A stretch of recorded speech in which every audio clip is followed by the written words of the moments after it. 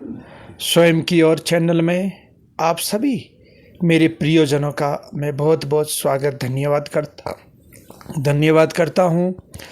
हमारी गुरु भक्ति जो सीरीज चल रही है भाग 16वां, हम पिछले वीडियो में चर्चा कर रहे थे कि आखिर शरीर भाव को हम कैसे प्राप्त हुए। वो आपने सूक्ष्म में हमने चर्चा करी थी, आपने काफ़ी समझा होगा उससे। तो जैसे ही हम शरीर भाव को प्राप्त हुए, शरीर के साथ रहते रहते बहुत लंबा काल बीतने के कारण हम शरीर भाव को ही प्राप्त हो गए। हम स्वयं को शरीर ही मानने लगे, शरीर से जुड़ा हर कार्य को ही सब कुछ मानने लगे। लेकिन ये हमारे जीवन की वास्तविकता नहीं है। हमारा जीवन इन्हीं एक त्रिगुणात्मक विचारधारा के अधीन उलझ के रह गया। जब हमारे भीतर में सात्विक विचारधारा प्रदान होती है तो हम अच्छे कर्म करते हैं, हम सबके प्रति अच्छे रहते हैं, सबके बीच में अच्छे रहते हैं, स्वयं को भी अच्छे रखते हैं, स्वयं अच्छे अच्छे कर्म करते हैं और उसे भी करवाते हैं, अच्छा बोलते हैं, अच्छा ग्रहण करते हैं सब कुछ। लेकिन जैसे ही हम रजोगुणी विचारधारा को प्राप्त होते हैं, रजोगुणी विचारधारा हमारे भीतर प्रदान हो जाती है, हमारी इच्छा में प्रदान हो जाती है, तो हम अपने निजी स्वार्थ से जुड़े कार्य भी करते हैं और अच्छे भी करते हैं। लेकिन उसमें पूर्णतः देवत्व नहीं होता है। और जैसे ही हमारे में तमोगुणी विचारधारा प्रदान हो जाती है हमारी इच्छा में, तो हम असुरों वाले कार्य करते हैं, भूत प्रेतों वाले कार्य करते हैं, हम असुर बन जाते हैं। हम न जाने कैसे कैसे अनर्थ कार्य करते हैं, जिससे स्वयं को तो पीड़ा मिलती ही मिलती है, स्वयं को तो पीड़ा होती है, लेकिन वो जहाँ तक उसका असर होता है वहाँ तक रहने वाली हर मानव समाज भी पीड़ित हो जाती है। हम निरंतर इन तीन प्रभावों के अधीन ही हमारा जीवन गुजर रहा है, हमारा काल गुजर रहा है, हमारी इस जीवन की शरीर की यात्रा गुजर रही है। हम कहीं स्थिर नहीं हो पा रहे, न सात्विक में स्थिर हो पा रहे, न रजोगुण में स्थिर हो पा रहे, न तमोगुण में हो पा रहे। कभी तमोगुण, कभी रजोगुण, तो कभी सतोगुण, लेकिन एक जैसे निरंतर हम नहीं रह पा रहे। इसके पीछे का यही कारण है कि हम तमोगुणी सृष्टि में अंधकारमयी अवस्था को प्राप्त है। हम आंख बंद कर रहे हैं तो भीतर में घोर अंधेरा है। तभी तो हम इस मनन क्रिया के भीतर एक त्रिगुणात्मक प्रगति का जो स्वभाव है, त्रिगुणात्मक माया रूप प्रगति का जो स्वभाव है, वो स्वभाव हमारे पहचान में नहीं आ रहा है, हमारे परख में नहीं आ रहा है, हमारे दर्शन में नहीं आ रहा है। इसलिए हम कुछ भी नहीं समझ पा रहे। जैसा हमारे जीवन में, हमारी सोच में आता है, वैसा हम किए जा रहे हैं, वैसा हमारा जीवन में परिणाम आते जा रहा है, हम भुगतते जा रहे हैं। हम कभी देव बन जाते हैं, कभी मानव बन जाते हैं, तो कभी असुर बन जाते हैं। ये तीनों स्थितियाँ एक मानव के भीतर ही देखने को इस साकार सृष्टि में मिलती है, और इस सब घटना से हम आप सभी परिचित हैं। हमारे बीच में ही देखो आप कैसे कैसे कर्म करने वाले भी मानव मिलते हैं, सबका हित चाहने वाले, भला चाहने वाले वो भी मिलते हैं, अपने निजी स्वार्थ में जीने वाले भी मिलते हैं हमें। लेकिन इससे परे भी हमारे महापुरुषों ने, हमारे विद्वानों ने, ज्ञानी जनों ने कहा है कि जीवन इससे परे है। ये तो सिर्फ परिणाम, जहाँ परिणाम भुगतने में आता है, ये वो साकार सृष्टि है कि यहाँ हर कर्म का परिणाम भुगतना ही पड़ता है। लेकिन परिणाम भुगतने की अवस्था में हम कभी स्थिर नहीं रह सकते। तो जब हम स्थिर नहीं है तो हम संतुष्ट नहीं है, संतोषमयी नहीं है, धैर्यमयी नहीं है, हमारे पास शांति नहीं है। हम निरंतर परेशान हैं, निरंतर विचलित है, निरंतर पीड़ित है। इसलिए मैं बार बार कहता हूँ कि मानव अगर श्रेष्ठ जीवन चाहे, मानव अपने जीवन में श्रेष्ठता चाहे, मानव स्थिरता चाहे, शांति चाहे, संतोष को चाहे, तो मानव को इस अंधकारमय सृष्टि से परिवर्तन होना पड़ेगा, जागना पड़ेगा, यहाँ से उत्थान की गति को प्राप्त होना पड़ेगा। इससे एक और उच्च तल पर जो देवत्व मौजूद है, जो एक बहुत लंबे कालमय सृष्टि की एक सृष्टि रचना है, जहाँ बहुत लंबे काल के लिए हमें शरीर मिलता है। एक ही शरीर में लंबे काल रहकर हम इस प्रगति के तत्वों पर अध्ययन करके स्वयं को परिवर्तन कर सकते हैं, स्वयं की यात्रा को उज्जवल बना सकते हैं, तेजोमयी बना सकते हैं, ज्ञानमयी बना सकते हैं, पवित्रमयी बना सकते हैं, करुणामयी बना सकते हैं, कृपामयी बना सकते हैं। लेकिन सोचो, एक साधारण सी इच्छा भी हमारी पूरी नहीं होती है, हम लाख कोशिश करते हैं तो भी नहीं होती है। क्यों? यहाँ एक जैसे हम सदा नहीं रहते हैं, और एक जैसा रहने के लिए हम स्वयं के भीतर जागृति अनिवार्य है। स्वयं के भीतर में हमें उन सूक्ष्म तलों पर गति करना अनिवार्य है जो स्वयं में संतुलित है, स्वयं में बलवान है, शक्तिवान है।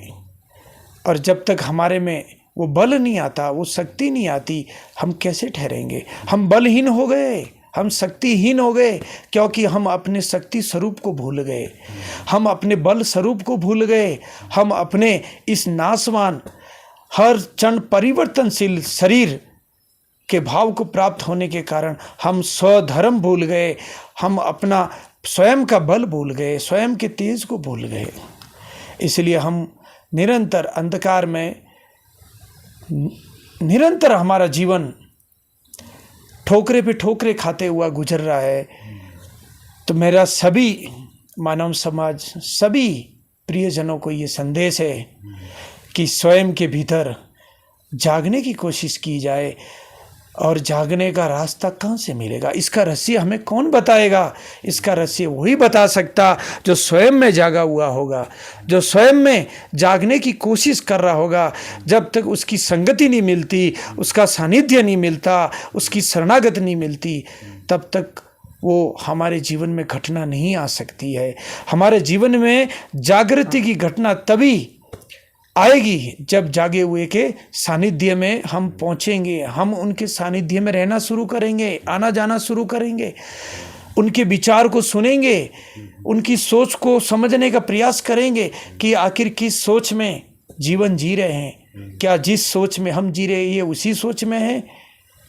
अगर हमसे कोई श्रेष्ठ जीवन जी रहा है, जिसके जीवन में देवत्व आ चुका है, तो ये जरूर कहीं न कहीं विचार करने योग्य है कि कहीं न कहीं वो अंतर से हमारे से भिन्न, हमारे से कई श्रेष्ठ स्तर पर स्वयं को कर्मशील रखा हुआ है। परिवर्तन करके परम गति को प्राप्त करके परम गति में कहीं न कहीं वो स्वयं को गति कर रहा है, अंतर यात्रा में कहीं न कहीं वो गति कर रहा है। इसलिए उसके विचार, उसके आचरण, उसके कर्म हमें प्रिय लग रहे हैं।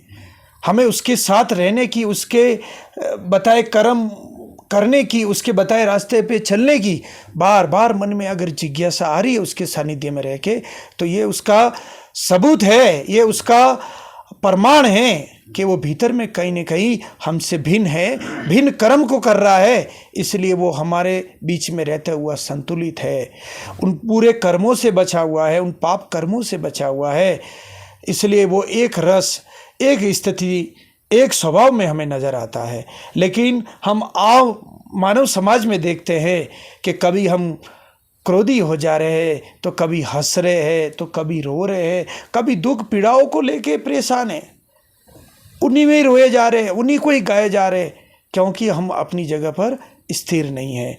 इसलिए इस बात पे बार बार जोर देने का मेरा यही कारण है, हर मानव अपनी दुख पीड़ा का निवारण स्वयं कर सकता है। वो स्वयं में शक्तिशाली है, वो स्वयं में बलवान है, वो स्वयं में श्रेष्ठ है, लेकिन अपनी श्रेष्ठता को भूल गया, अपनी शक्ति को भूल गया, अपने बल को भूल गया, अपने स्वरूप को भूल गया।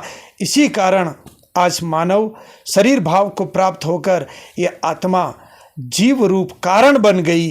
कारण क्या बना? इस शरीर में रहने का बना, इस शरीर के साथ जुड़ने का बना, इस साकार प्रगति के साथ जुड़ने के कारण वो जीव बन गया।